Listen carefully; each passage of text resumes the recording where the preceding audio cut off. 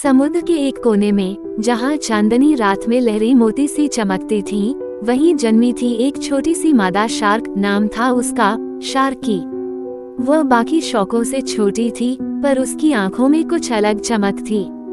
जन्म से ही वह दूसरों से अलग थी, न ज्यादा तेज, न सबसे मजबूत। इस कारण दूसरी शौकें उसका मजाक उड़ाती। तू शार्क है ही नहीं, एक बार बड़े शार्क ने कहा था, तेरे दांत भी पूरे नहीं आए अभी। शार्की ने कुछ नहीं कहा, पर उसने सोच लिया, एक दिन मैं खुद को साबित करूंगी। समुद्र की गहराई में रहना आसान नहीं था। वहाँ कभी भूचाल आता तो कभी इंसानों के शिकार। एक दिन शार्की अपने झुंड से बिछड़ गई। डर के मारे वह एक गुफा में छिप गई, लेकिन वहीं उसकी मुलाकात एक बूढ़े ऑक्टोपस गुरुजी से हुई। गुरुजी ने कहा, शार्की, डरना गलत नहीं है, लेकिन डर में जीना गलत है। उन्होंने उसे आत्मरक्षा, दिशा ज्ञान और दूसरों की भाषा समझने की कला सिखाई। कुछ ही महीनों में शार्की पहले से ज्यादा निडर हो चुकी थी। एक दिन गुरुजी ने उसे एक रहस्य बताया। समुद्र की दक्षिणी खाड़ी में कुछ हो रहा है। वहाँ इंसानों ने एक अजीब मशीन रखी है जो पानी को जहर बना रही है। शार्की ने सोचा, क्या मैं कुछ कर सकती हूँ?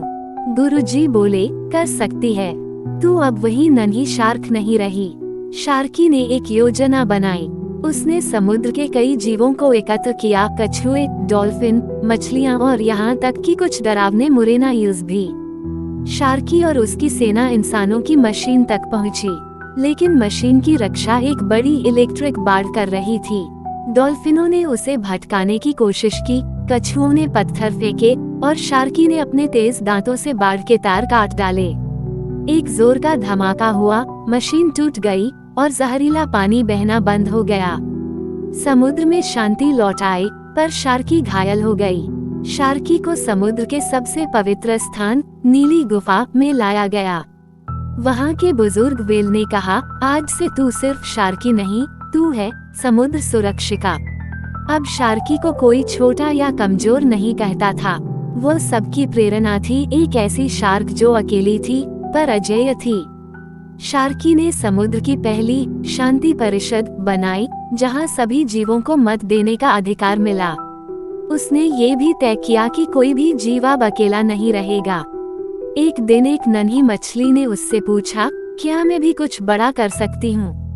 शार्की मुस्कुराई, जब मैंने कर दिखाया तो तुम क्यों नहीं? और इस तरह समुद्र में एक नई सोच की लहर चली, जहां डर को साहस से और अकेलेपन को दोस्ती से हराया गया।